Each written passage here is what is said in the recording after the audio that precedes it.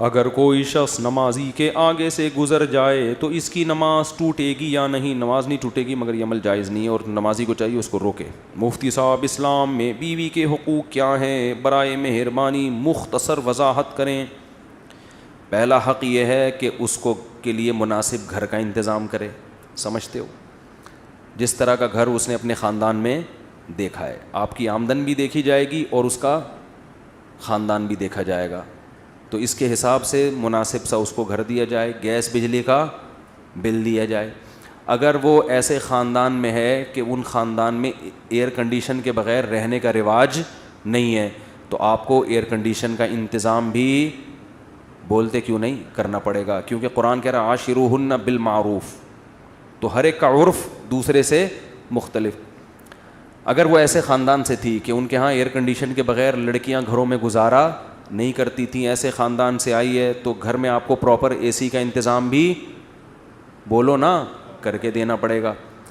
اگر وہ ایسے خاندان سے آئی ہے کہ جس خاندان میں لڑکیاں گھروں کے کام خود نہیں کرتی بلکہ نوکر رکھے ہوئے ہوتے ہیں، بعض بڑے مالدار لوگ ہوتے ہیں ان کے ہاں لڑکیوں کا کام سوائے میک اپ اور بیوٹی پارلر کے کچھ بھی نہیں ہوتا، وہاں سارے کام کس نے سنبھالے ہوئے ہوتے ہیں؟ خادموں نے، نوکروں نے، اتنے اونچے خاندان ہیں۔ تو پھر آپ کو اس کے لیے ملازم کا انتظام بھی، آپ اپنے حقوق اپنی، اب منہ سے آواز نہیں نکل رہی، شادیوں پہ بیان کرتا ہوں سارے نعرے لگا۔ میں پشاور میں تھا، ایک نے نعرہ لگایا مفتی طارق مسعود زندہ باد، دوسرے نے کہا 4 شادیاں زندہ باد۔ مجھے بڑی ہنسی آئی، میں نے کہا الحمدللہ ان کے دماغ میں 4 شادیاں گھول کے ہم نے پلا دی ہیں، بس یہی بہت بڑا مقصد حاصل ہو گیا، ان کو کھوپڑی میں بیٹھ گئی یہ بات۔ نعرے لگ رہے ہیں بھائی اب تو آپ لوگ نہ لگائیں برائے مہربانی، بھائی ویڈیو نہ بنائیں، ٹھیک ہے؟ اچھا خیر، تو کیا تھا؟ تو اگر وہ ایئر کنڈیشن میں رہنے کی عادت ہے اس کو، تو آپ کو اے سی کا انتظام کر کے دینا پڑے گا۔ اگر نہیں عادت ان کے گھر میں نہیں ہے تو پھر ضروری بھی نہیں، آپ پہ بھی لازم نہیں ہے۔ اگر ان کے گھر میں ملازم کام کیا کرتے تھے تو آپ کو ملازم کا انتظام کر کے دینا پڑے گا۔ اگر ان کے گھر میں رواج یہ تھا، اتنی اونچی فیملی ہے کہ بیویاں شوہروں کے لیے کھانا بولو نہیں پکاتی، بلکہ شوہر کے لیے بھی ملازم اور بیگم کے لیے بھی باہر سے، یہ سسٹم تھا، تو پھر آپ بھی اس سے کھانا بولتے کیوں نہیں پکوا۔ لیکن نارملی ایسا ہوتا نہیں ہے، نارملی درمیانے درجے کے جو خاندان ہوتے ہیں اس میں یہی ہوتا ہے کہ لڑکیاں گھروں کے کام کرتی ہیں، تو اس خاندان سے آئی ہے تو اس کو آپ کی خدمت بھی کرنی پڑے گی۔ سمجھتے ہو کہ نہیں سمجھتے؟ تو عاشروہن بالمعروف میں کیا دیکھا جائے گا؟ عرف کو، کہ اس لڑکی کے خاندان میں عرف کیا ہے۔ تو اسی وجہ سے کہتے ہیں کہ جب آپ شادی کرو تو تھوڑا سا اپنی حیثیت سے کم لوگوں میں کیا کرو، تاکہ آپ پر جو حقوق کا برڈن آئے وہ آپ آسانی سے ادا کر سکو۔ جب رشتہ لینے کے لیے جاتے ہیں تو دکان پکوڑوں کی ہوتی ہے، باتیں وہاں بیٹھ کے کروڑوں کی کر رہے ہوتے ہیں تاکہ ہائی پروفائل رشتہ ملے۔ یہ نہیں پتا ہوتا کہ اس کو افورڈ کرنا غریب آدمی کا کام نہیں ہے۔ تو جتنی چادر ہے نا اتنی چادر دیکھ کے پاؤں پھیلاؤ۔ سمجھتے ہو کہ نہیں سمجھتے؟ تو خلاصہ یہ کہ اس کو گھر پرووائڈ کرنا، گیس بجلی کا بل دینا، یہ کس کی ذمہ داری ہے؟ آپ کی۔ اگر آپ نے اس کو الگ کمرہ دیا پھر بھی ساس اور نند کی بے جا مداخلت ہے، ایک مداخلت بے جا نہیں ہوتی، جائز مداخلت ہوتی ہے، ایک ہے بے جا۔ بے جا کا کیا مطلب ہے؟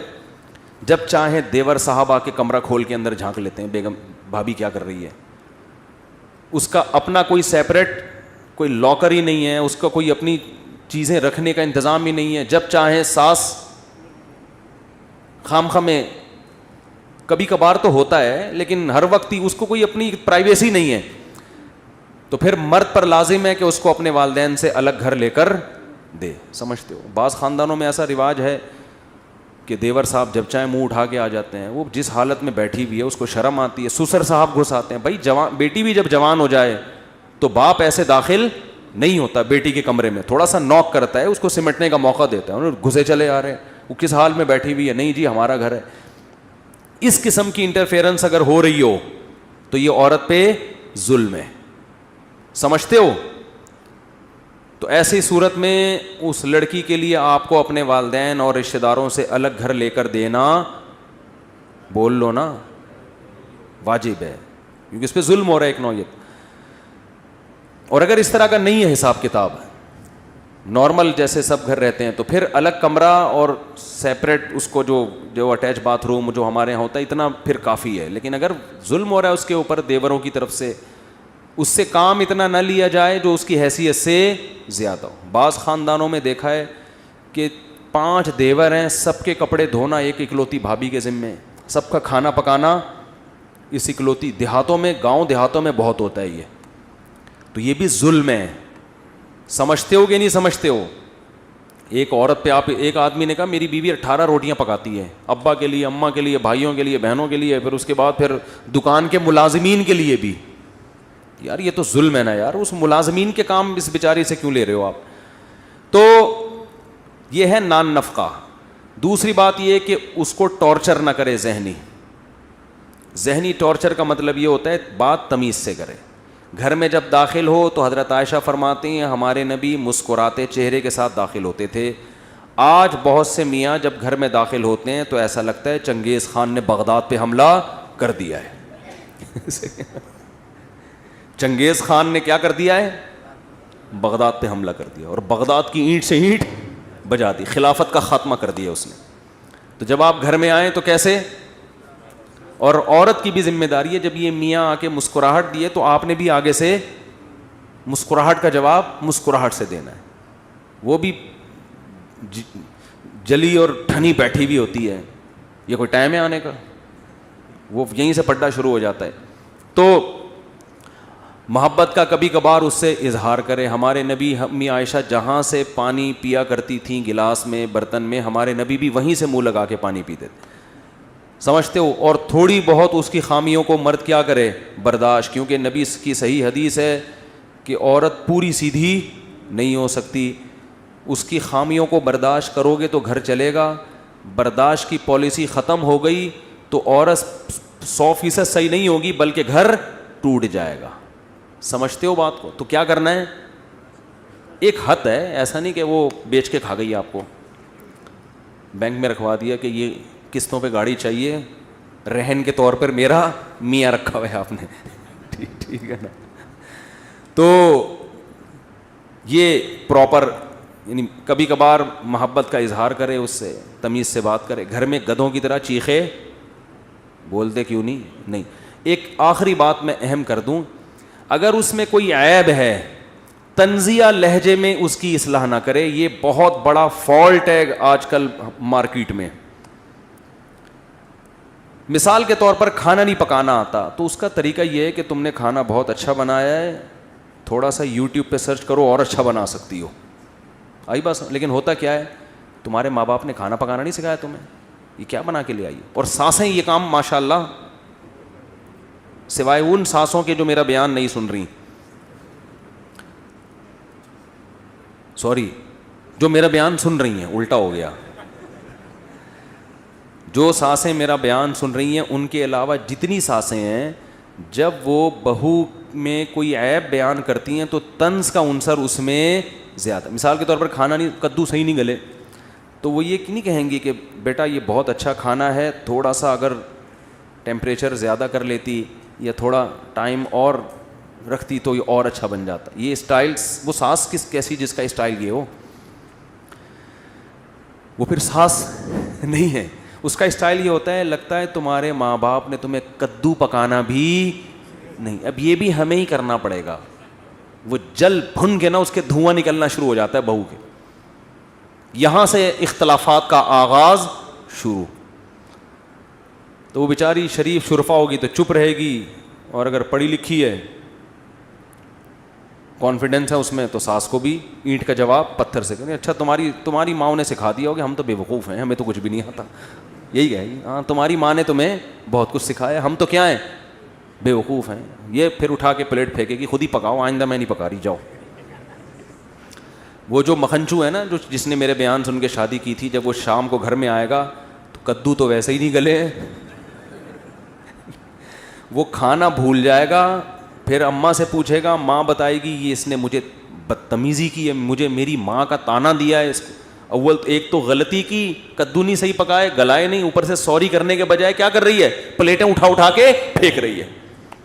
وہ غیرت میں آئے گا, میری ماں جس نے مجھے جنا, جس نے مجھے دودھ پلایا ہے, جس کے مجھ پر احسانات, اور یہ آج جمعہ 8 دن نہیں ہوئی, یہ چاہتی ہے کہ میری ماں سے بدسلوکی کرے. یہ پہلے ہی چنگیز خان بن کے آیا تھا, اب یہ ہلاکو خان کو بھی ساتھ لے کے بیوی کے کمرے پہ اٹیک کرے گا.